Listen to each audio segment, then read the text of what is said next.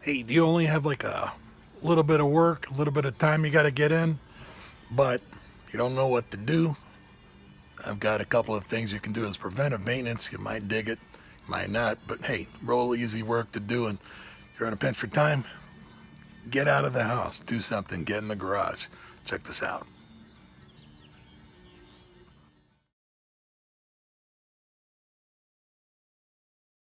Happy Saturday, full throttle kind of guy, just kind of kicking it, doing some light work today. Again, still kind of gassed after the whole Portland swap meet walking the racetrack and that. If I had to do it all over again, I'd do it all over again. It was still cool getting out of the house and stretching the old ligaroonies there. So even if you're not into hot rodding, but if you're into basic kind of maintenance, what could you do if you're kind of limited on time? Well, for me, had to do preventive maintenance on the old Dodge Dart. Went out last night, got to a place, bought some lottery tickets to kind of live the dream, get out to the car, nothing, stone cold dead. With early Mopars, and when I say early, we're talking like the 60s models, the 70s models.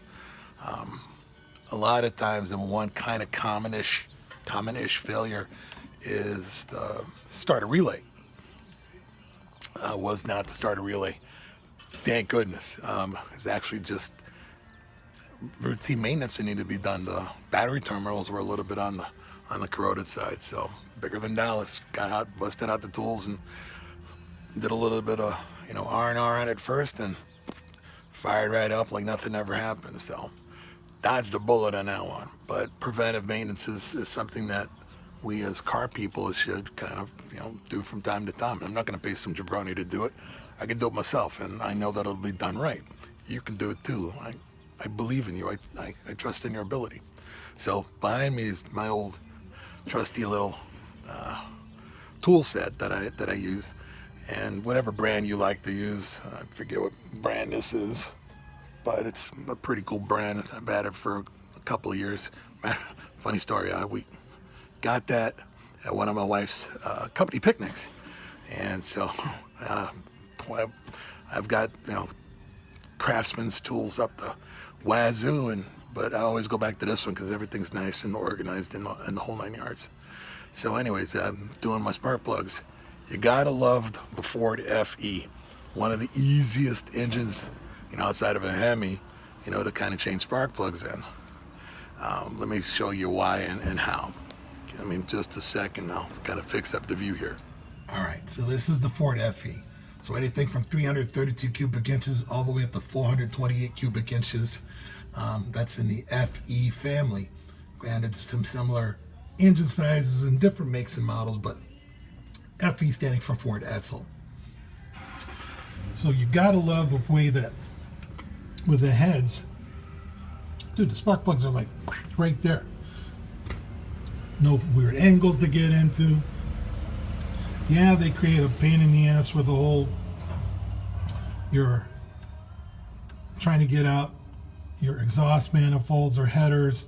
If you don't, lube these up properly, the header bolts will rust, and you got a problem trying to extract anything at that point in time. That's a tale for another time. But anyways, going back to spark plugs, dude, they're right there. So honestly, to do a tune-up on an FE, or changing plugs, man, that's like 5-10 minutes work. That's between drinking an adult beverage and whatnot. I've got the Petronix electronic ignition, so I don't do points, ain't playing that game, so screw that. I pre-ordered my spark plugs, and yeah, I'm running platinums, and people are gonna that's platinum on an older engine, this, that, and the other thing don't make no sense, dude. They weren't that expensive, and I'm rocking the AP45s. I like Autolites. Funny thing about spark plugs and parts and loyalty, people have their preferences. I like Autolite spark plugs. I don't particularly like Champion. With my GM products, I tend to like the AC Delcos. I know there's other brands out there. People have different success or different comfort levels. Hey, to each their own. As long as you're getting out there and doing it, that's the thing. So now, as far as with the plugs, they don't come pre-gapped. Some plugs do, some plugs don't. This one, they didn't. So I just gapped them to 35 thousandths. Not going to show you how to gap them, but this is the antique gapper I've got, and this is what I go to war with. Man, I probably have had this thing about 40 years.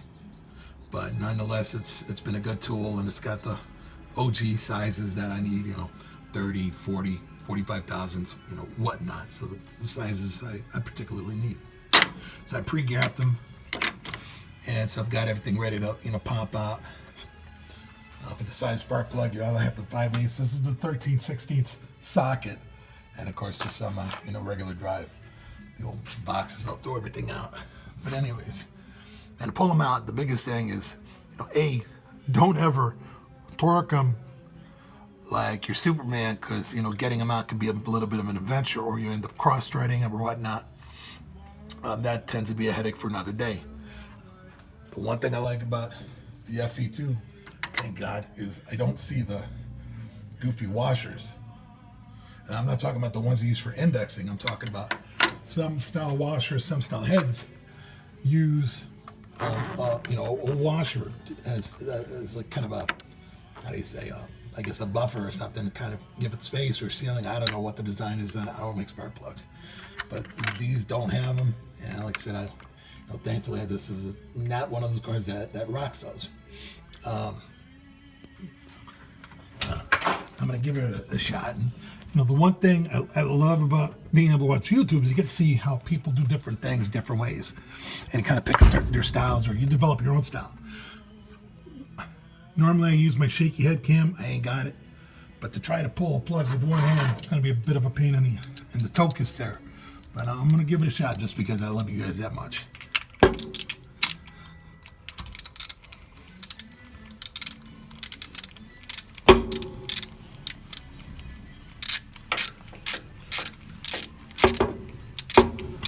And these plugs are going to be gnarly, man, because remember I had that one crappy hard, man. It was just running rich as a pig. I bet you anything. Yep.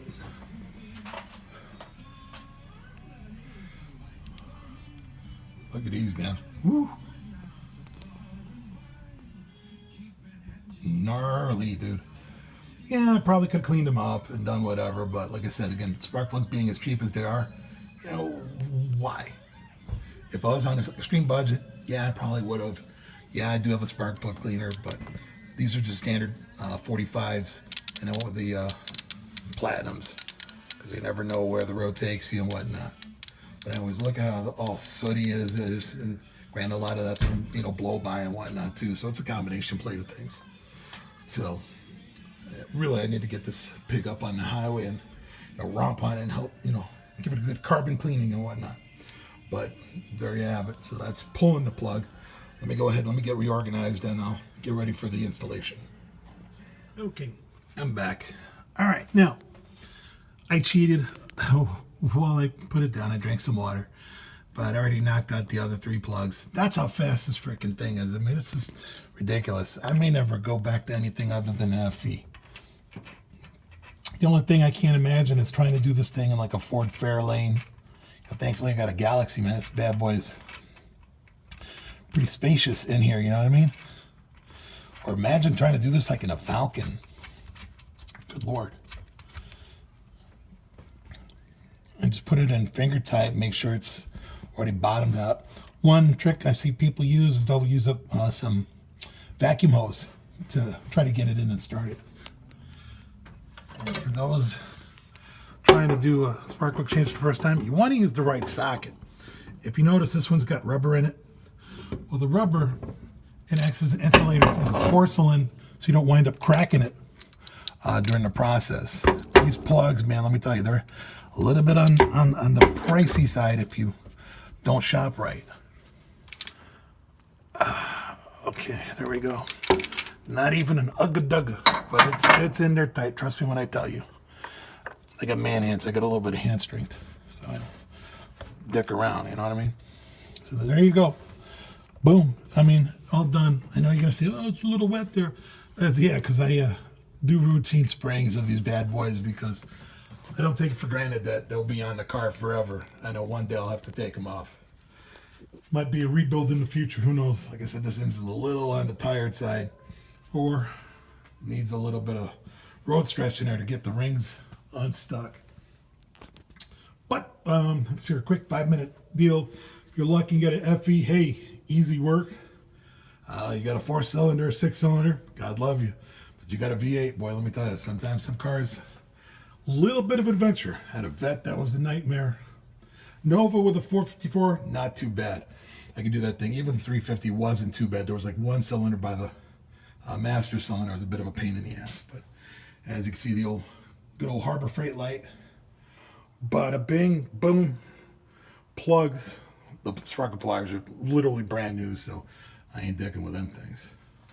But like I said, depending upon where the road goes, who knows what'll happen with this whole thing. I do have a set of aluminum heads, but that's a tale for another time. But anyways, give me just a minute. Oh, there's the old Galaxy in the backdrop there. Like I said, got it knocked out. It's honestly one of the easiest jobs ever on an FE. Like I said, I'm still kind of figuring out the engine and whatnot, even though it's probably in my DNA apparently. But hey, FE, man, it's a pretty sweet deal. I know there's other idiosyncrasies with the motor itself, but it's a matter of kind of learning those and just kind of, work with the strengths. Focus on the strengths, not on the weaknesses. There you go. I like that.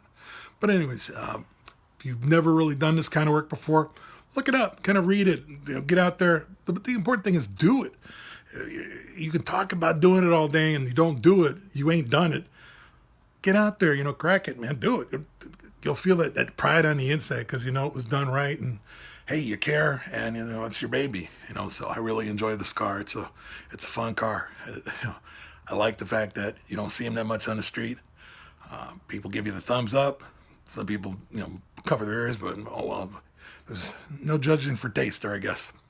But hey, hopefully you guys are having a wonderful weekend, and gals, and get out there, do something, work on something. Hit me up in the comments, hit me up on my email or whatever. It's in there.